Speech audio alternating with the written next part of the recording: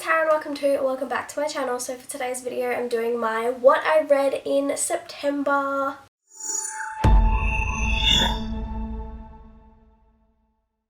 So I'm filming this a couple days into October.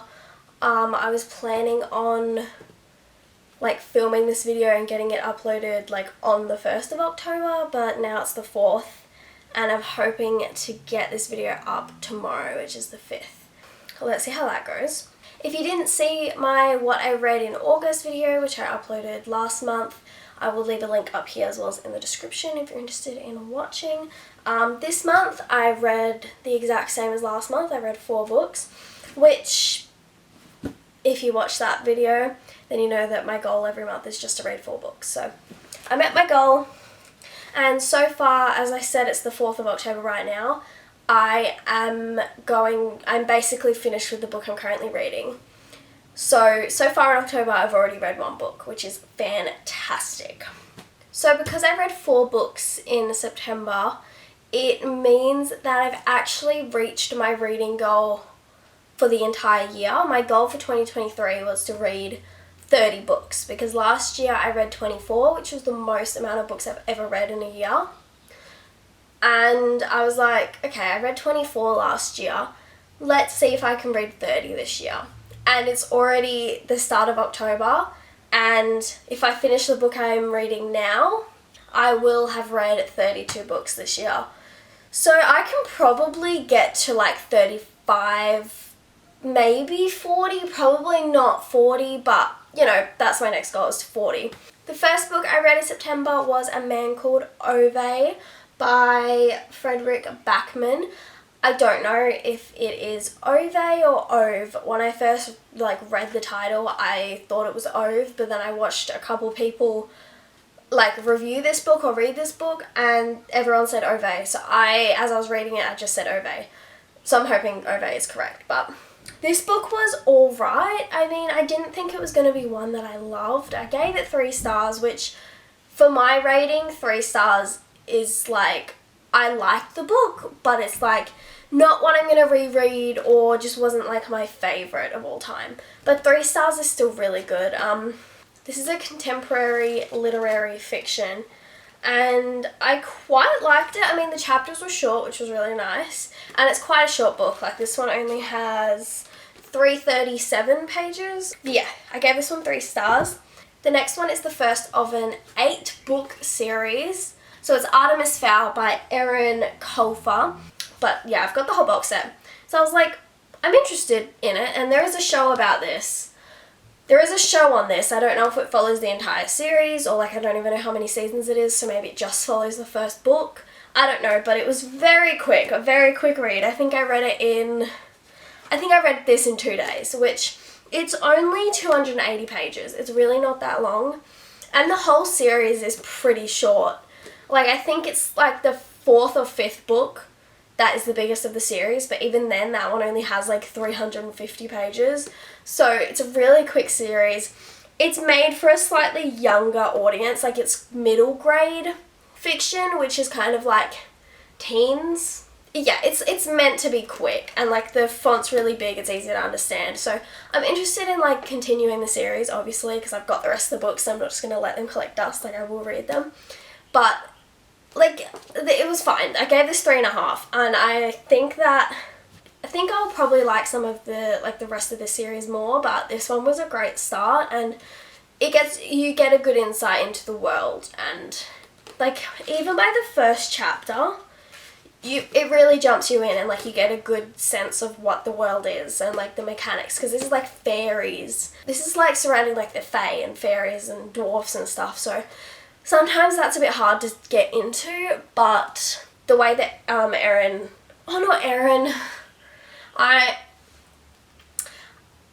don't actually know how to pronounce this author's name. I thought it was Erin because I was covering it. The 3rd book I've read was Live a Little by Madeline Reese.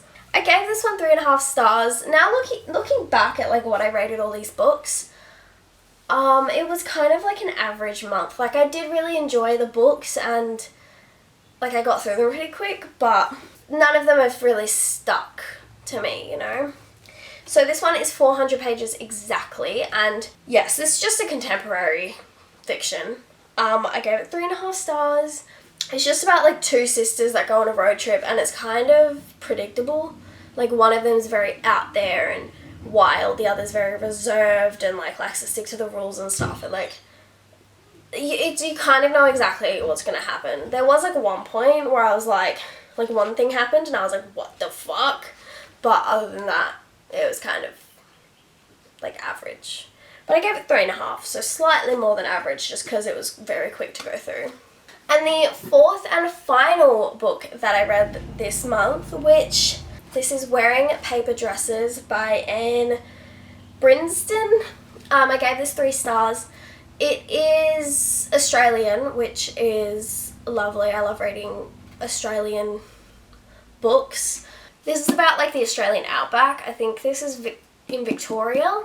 Okay, there was part of me that was like, is this like a made up town?